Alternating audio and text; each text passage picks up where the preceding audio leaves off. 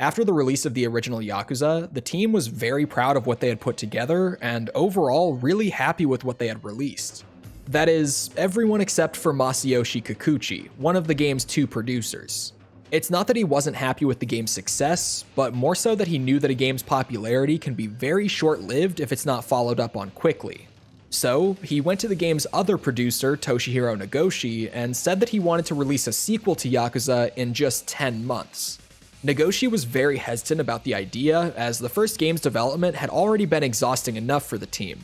But he ultimately agreed with Kikuchi and said that they should find a way to make it happen within that time frame. And while they did miss their initial 10-month deadline, Yakuza 2 would be released to the world on December 7th, 2006, just one day before the 1-year anniversary of the original. So would Yakuza 2 be able to meaningfully live up to and build upon its predecessor, or would its rushed development ultimately hurt the final product? Well, let's talk about it. But before getting too far into the video, I should mention that this is the second in a series of videos where I'm going to play every game in the Yakuza series for the first time and review them as I go along in preparation for Pirate Yakuza in Hawaii, which is still one of the most ridiculous game titles that I've ever heard, but I'm here for it. While you don't have to have seen the first video in order to enjoy this one, you will be missing a lot of important context about my journey with that game if you haven't seen it. So I'll have the playlist for the full series linked in the description below for those of you that want to go check that out first. But with that out of the way, Yakuza 2 is an action-adventure game developed and published by Sega for the PlayStation 2 in 2006. The game takes place almost exactly 1 year after the events of the original, with players once again getting to play as Kazuma Kiryu and see everything that's happened in the aftermath of the Tojo clan's civil war in that title. Early on in the game, the man that Kiryu chose to take over the Tojo clan in his stead is killed by members of a rival Yakuza group, the Omi Alliance, who we actually saw make some very brief appearances in the first game. So with the Tojo clan already being in shambles after the civil war from a year prior, and now suddenly losing their new leadership, Kiryu has to jump back in temporarily to try to form an alliance with the Omi so that the Tojo clan isn't completely decimated in a war with them. This leads to Kiryu pretty quickly meeting the primary antagonist of the game, a man named Ryuji Goda, the patriarch of the Go-Ryu clan of the Omi Alliance. Ryuji is known to be one of, if not the toughest member of the Omi Alliance, and is frequently called the Dragon of Kansai, effectively setting him up as a sort of mirror character to Kiryu's Dragon of Dojima. He shares so many of Kiryu's qualities, yet his personality is essentially the opposite. Kiryu's compassion and respectful demeanor is heavily contrasted by Ryuji's selfish nature and brash disregard for those in authority.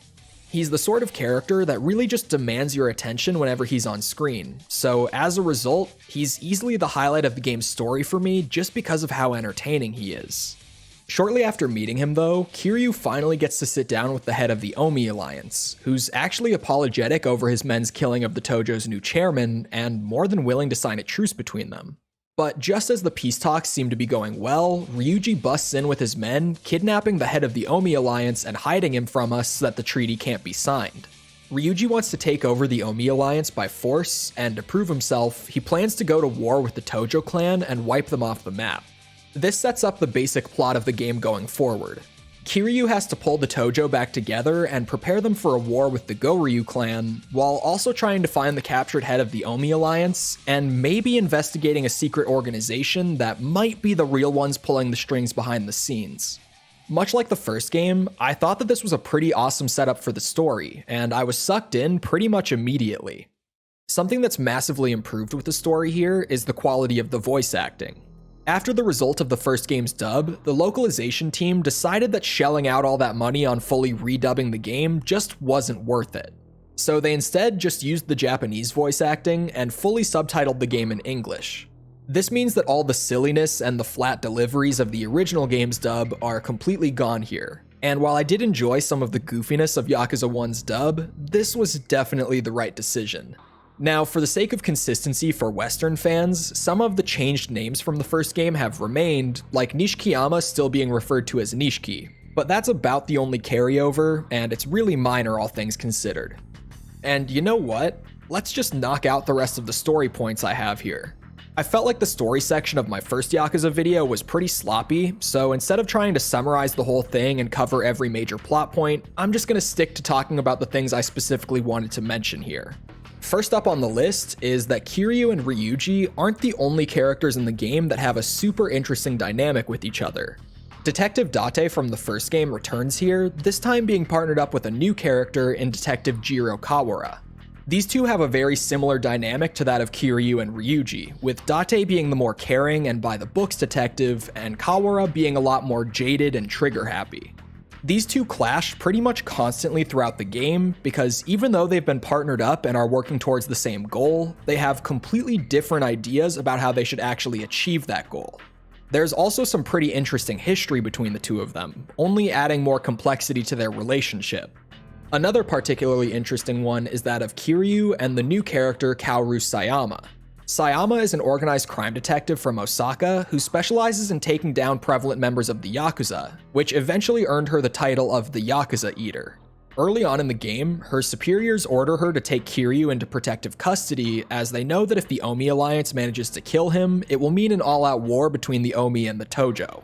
So Sayama is forced to swallow her pride and protect one of the most notorious Yakuza members in the country. And you can probably imagine that she isn't exactly fond of the thought of spending so much time with him. This of course gives us another really interesting dynamic, as we have one of the most legendary Yakuza members in the country hanging around with one of the most legendary detectives in the country. Throughout the game though, these two will grow more fond of each other. Like, very fond of each other. One of Nagoshi's stated goals with Yakuza 2 was to tell not just a more dramatic story than the originals, but also to tackle an adult love story as a part of it. So Sayama ends up being Kiryu's love interest in this game, and the results are, well, they're a pretty mixed bag. But to really get into that and be able to give some examples of it, I'm gonna have to slap the spoiler warning on you guys. So if you want to avoid spoilers for Yakuza 2's story, skip to the timestamp on screen. Okay, so the love story between Kiryu and Sayama, if you can even reasonably call it that, is a bit odd. There are 16 story chapters in the game, and nothing remotely romantic ever happens between the two until chapter 10, where the two of them spontaneously go out together for a night on the town. They have a good time together, share a touching moment on a rooftop at the end of it, and it's all really cute and lovey-dovey, right? Well, after this, we get nothing even remotely romantic between them again for many, many hours of the game, and by the time that we finally do, all we get is one kiss between them about halfway through chapter 14. And then there's, once again, nothing between them at all until the finale of the game, where they talk about how much they love each other and couldn't live on without the other, before they decide to make out next to a giant bomb instead of, running away from it. And when the bomb gets down to like 45 seconds left because they've just spent a couple minutes sucking face, they just go, "Oh man, I guess we let Haruka down, huh? Well, she'll understand." Like, what? We're talking about a 10-year-old girl who has literally never had anyone to rely on other than Kiryu, and he just goes, she'll be fine. Like, are you thinking straight, man? Do you hear yourself right now? Jokes aside though, I can see what they were trying to do with these two, but the love story between them almost feels like it was crammed in as an afterthought. You could take their romantic relationship out of the story, and it would change basically nothing outside of a few lines of dialogue during the finale. I was left feeling like their love story was really forced and also just paced terribly, so I personally wasn't a big fan of it.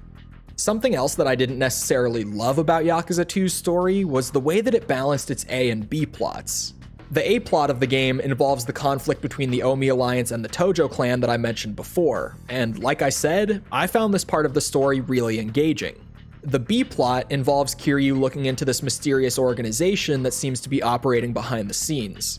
Players will slowly learn that this organization is the Jingwon Mafia, a Korean mafia that was almost entirely wiped out by the Tojo clan decades prior to the events of this game, who are now hell-bent on revenge.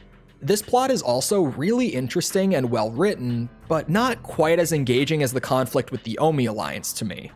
I don't have an issue with this plotline at all, but it takes up almost the entirety of the game's story for about 2/3 of the runtime. And I would often feel like I just wanted to get to the part of the game where we would see what move Ryuji and the Omi were going to make next.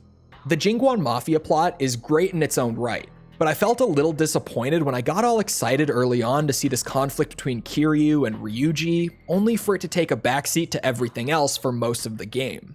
Though I do have to admit, the way that they tie the two plotlines together in the end, with the reveal that Ryuji is actually the son of the Jingguan Mafia's boss who was killed by the Tojo, was pretty clever. Especially with the additional reveal that Sayama was the daughter of that same boss's wife, but just with another man, making her and Ryuji not only half siblings, but also the only remaining family that either of them have. That stuff was pretty well done, and honestly does kind of make it all worth it. With that said though, the point of these videos is still to share my personal experience and my thoughts on the game, and I personally just wish that we saw a little more of the A plot and a little less of the B plot. And there's one more thing that I just couldn't suspend my disbelief for in this game, and that was the ending. In one of the game's final plot twists, it's revealed that Terada, the 5th chairman of the Tojo clan who was shot at the beginning of the game, is not only alive, but is actually the secret leader of the Jingguan Mafia and had planned out all the events of the game from the start. Now, that's a stupid enough twist in its own right, but I would be able to look past it if it wasn't immediately followed up by another, equally stupid twist. That being that Takashima, one of the Omi's captains, had been working alongside him throughout the game, but was actually an even bigger evil genius than Terada was, and planned to backstab him right at the very end.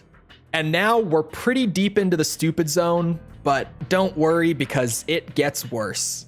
Terada had set up this giant bomb that would destroy Kamurocho when set off, and after Takashima shoots him, he activates the timer on it before telling Kiryu to trust him with his dying breath. Ryuji then shoots and kills Takashima before our final battle with him, and the game ends with the bomb's timer reaching 0 with Kiryu and Sayama sitting right next to it. This was a really effective ending because they quite literally show the timer on the bomb, and as soon as it hits 0, you just cut to credits with no audio of an explosion or anything. It was this nice, subtle, and kind of haunting way of telling you that they died in the explosion without actually showing you any of it. But in a post-credits scene, it's revealed that the two of them survived because Terada had actually predicted Takashima's betrayal and removed the fuse from the bomb beforehand so that it wouldn't go off. This whole ending sequence is such a nightmare of contrivance with one crazy shark jump after another. And while I was of course glad to see that Kiryu didn't actually die in this game, I just couldn't get over how dumb the whole thing felt. That final fight between Kiryu and Ryuji was awesome though. I loved that despite how I felt about everything that surrounded it. On a more positive and much less spoilery note, Yakuza 2 sees the return of just about every major character who survived the events of Yakuza 1. I've already mentioned characters like Detective Date and Haruka, but I haven't mentioned my now newly solidified favorite Yakuza character, Goro Majima. Majima isn't as outright hostile towards Kiryu as he was in the original game, almost serving as a sort of unreliable ally here. And man, every scene that he's in is just a blast to watch. He brings this sort of chaotic, self-indulgent silliness to every single scene that he's in, and it really balances out the otherwise serious tone of the plot. I seriously just couldn't stop smiling during the scene of him having one of his men cut the wires on a bomb, before revealing that he actually has no idea how to defuse it, and he's just guessing the order of the wires.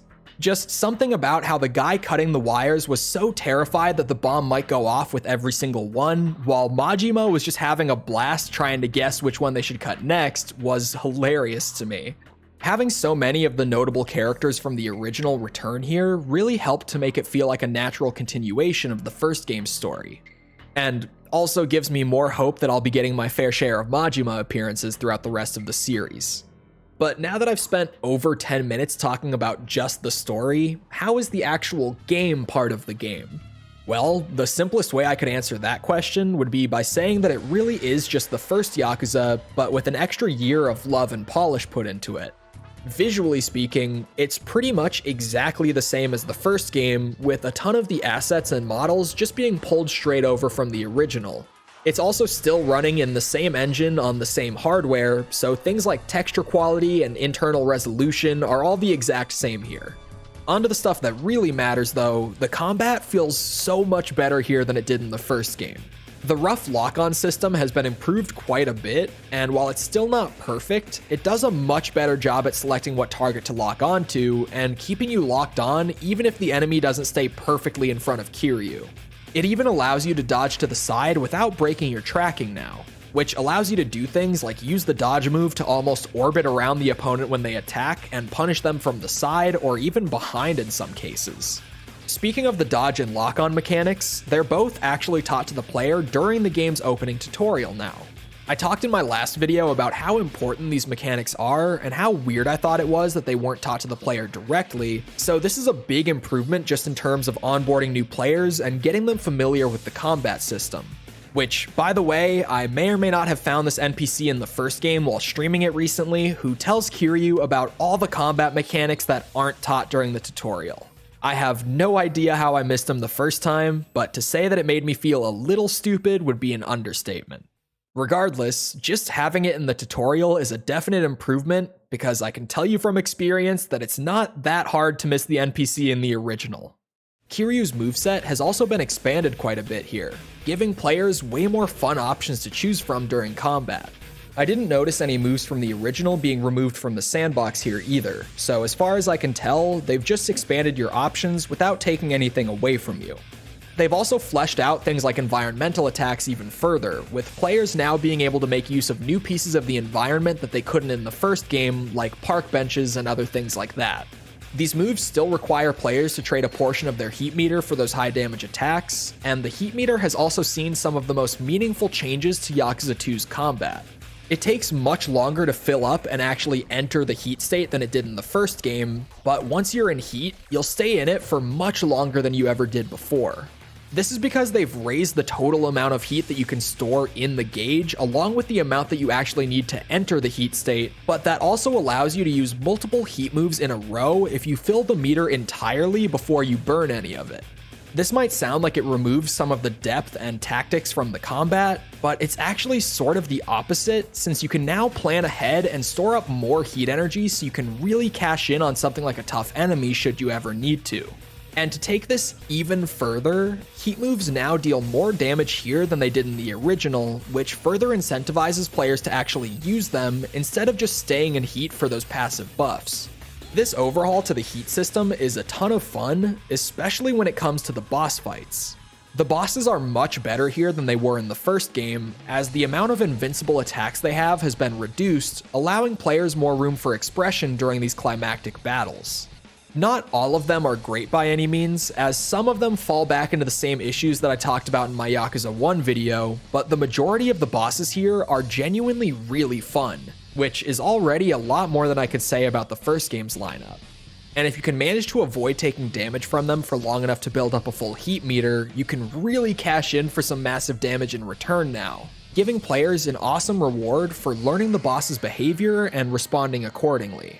They've also introduced some unique QuickTime events to each and every one of them, giving each fight in the game its own cinematic flair.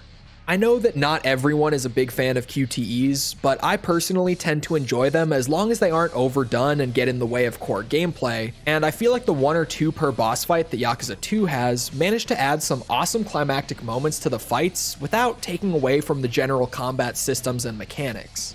The only thing that I'm sort of mixed on is the addition of what the game calls super finishes. At certain points in a boss fight, the enemy you're fighting will be stunned for a short time. This window will then allow Kiryu to burn the entirety of his heat meter in exchange for a custom-tailored animation for that specific boss where you get massive damage. This isn't a bad idea on its own, but the part that I think feels kind of awkward is that if you aren't already in the heat state when the boss gets stunned, Kiryu will suddenly enter a sort of charging state where you have to mash R2 really quickly to build up heat in order to get the super finish in time. I'm mixed on this part specifically because I feel like it basically guarantees that players will always get the super finish. I think it could have been more interesting if players were encouraged to not use their heat moves during the boss fight so that you could be ready for this moment and get way more damage out of your heat in return. Like I said, it's not a negative per se, but I just think that it could have been executed in a more interesting way, so I thought I would mention it here. But when you're not beating people up, how's the rest of the game? And by that, I of course mean how is the open world content? Well, we once again get to freely roam around the district of Kamurocho between main story missions. It's largely the same as it was in the last game, but with some small differences throughout and some new businesses, minigames, and more stuff like that to find. There's this almost cozy feeling when returning to Kamurocho after spending so much time exploring it during the first game. And it was also really nice to already know my way around the open world and not need to use my map much at all from the very moment the game started. However, Yakuza 2 also adds an entirely new district to the game in the form of Sotenbori. Sotenbori is heavily based on Osaka's real-life Dotonbori district, which is one of Osaka's most well-known tourist and nightlife areas. It's supposed to be the entertainment capital of Western Japan here in the Yakuza universe, in contrast to the Eastern entertainment capital of Kamurocho. You'll spend roughly half of the game in Sotenbori, as the Omi Alliance is based in Osaka, so Kiryu will need to take a few trips down there throughout the events of the story. There's also another, much smaller district to explore in Osaka called Shinseicho, which is of course based on another real-life district of Osaka called Shinsekai. And much like Kamurocho, both of these districts are incredibly faithful to their real-life counterparts. So much so that if you go and look at pictures of Dotonbori or Shinsekai, you'll recognize certain streets and landmarks from Yakuza 2. Much like when I played the first game, I was once again really impressed by not just the Sega team's ambition to faithfully recreate certain aspects of Japanese culture within the game, but also their ability to pull it off so well. And like I mentioned just a minute ago, the minigames of Yakuza 2 have been expanded by quite a bit compared to the original title. Every minigame that was in the first title has returned here, but they've added a ton of new minigames on top of those, giving players more than twice as many distractions to take a break from the main story with as in the first game. They've added a driving range where you can go and hit some golf balls, a bowling alley where you can even play against other characters like Date or Sayama, and even games like Mahjong and Shogi. I didn't get super far with all of these, as I might just be one of the worst Mahjong players that you'll ever meet, and I actually never even heard of Shogi before playing Yakuza 2, but I thought they were really fun additions nonetheless. Probably my favorite new minigame was this one fighting game that they added to the arcades. It's a simple 3D fighter where you can sidestep, attack with a laser sword, or shoot the opponent with your gun. But there's something enjoyable in its simplicity, and there are even a couple side missions that are entirely built around defeating some particularly strong players in it. And probably the best change to the minigames is that there are now some very tangible rewards that you can earn by completing certain challenges in them. For example, your heat gauge can be expanded if you beat all the CPU opponents in one run of the fighting game, or you can learn a new attack for golf clubs by scoring enough points at the driving range. These add a great reason to actually take a break from the main story and just go have some fun in the open world for a bit, and I would love to see these bonus rewards return in later entries. And the game actually facilitates you doing that much more than the first did, with there being way more moments during the main storyline that just give you a break to go off and explore the city for a while. This gives players plenty of opportunities to put the story off to the side naturally and go seek out these minigame rewards. Or maybe chip away at the staggering amount of side missions that Yakuza 2 brings to the table. Compared to the first game's 78 side missions, the sequel clocks in at a whopping 120 side missions that are scattered throughout the multiple districts in the game. These missions are a lot better than they were in the first game too, with each of them having way more personality as well as much more varied objectives. Compared to the first game's endless onslaught of bland fetch quests, Yakuza 2 will have you doing a variety of fun and creative things, like running into an elderly woman who hits on Kiryu before a bunch of foreign mafia members show up to try to kill her. Then when they attack, she actually joins in the fighting alongside you and is revealed to be a martial arts instructor for the Chinese mafia. That may sound like it's just one example of a particularly wacky side mission, but it's honestly pretty par for the course here in Yakuza 2. The tone of these side missions might not be for everyone, but I personally love when games can balance out their more serious main story tone with some silly and more lighthearted side content. It works really well in my opinion, and I ended up taking the time to do way more side missions in the sequel than I ever did in Yakuza 1. The only real downside to the game letting you off into the world to just explore until the next story mission appears is that the main story progression can occasionally be a bit obtuse because of it. The devs didn't approach this like most would nowadays, with an invisible timer counting down in the background until the next mission appears. Instead, there's an invisible trigger out there somewhere in the city every time you hit one of these points that you just have to stumble upon naturally to be able to continue the story. And that's not a bad idea on paper, but some of them are just placed really weirdly. For example, let's take the beginning of chapter 13. Here, you'll get to go out and explore the city for a bit alongside Haruka, and when you leave the bar at the start of the chapter, you'll be greeted by a cutscene. As soon as that cutscene ends, you can progress the main plot further by simply returning to the bar, but like I said before, the game doesn't tell you where the triggers are. So if you're like me, you could end up going around the city for over an hour before you eventually stumble into it. I'm a bit torn on this overall, as I do love that the game gives you moments where you can go and explore without worrying about the main story, but some of the triggers are just placed in certain spots where you might not run into them for a very long time. And even though I personally had a blast doing all the side content, I would also sometimes just want to see what would happen next in the main story, so running around to try to find the trigger could be kind of annoying. On a more positive note though, the random battles throughout the open world have been toned down significantly from the first game. There are still plenty of them around if you're trying to farm money or experience, but not so many that you're constantly getting interrupted while trying to do other side activities. On top of just reducing the amount of battles that you'll come across, they've also reduced the running speed of the thugs that initiate these fights, allowing you to just easily run past them if you're not interested in fighting. And while this isn't necessarily to do with them toning down the fights themselves, you can also now skip the little intro movies to each of them, which just allows you to get in and out of the fights more easily and eases their impact on the overall pace of the game. I was so happy to see that the encounter rate had been reduced here, and I ended up spending way more time doing side activities just because they weren't so grating on me this time around. To wrap up this fairly lengthy yap session though, I really enjoyed my time with Yakuza 2. It takes everything that I enjoyed about the first game and just builds upon it further, but without taking away from anything that made the original special. The combat is smoother, the open world is deeper, and while I didn't enjoy the main storyline quite as much as the original games, I still really liked it for the most part.